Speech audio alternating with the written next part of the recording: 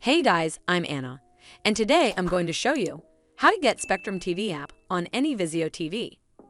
The only TV brand that can download the Spectrum TV app is the newer Samsung TVs. So to get this app on a Vizio TV, you'll need a Roku device. If you don't have a Roku device, I'll leave a link to it in the video description below. Once you have the Roku device, you need to plug it into a HDMI port on your TV and then download the free Spectrum TV app. Head over to Search and then type in Spectrum TV in this search bar here.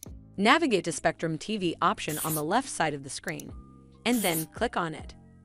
From here, click on Add Channel. It'll take some time for processing. Once the channel has been added, click OK and you're done. Now you can use the Spectrum TV app on your Vizio TV as you would normally do.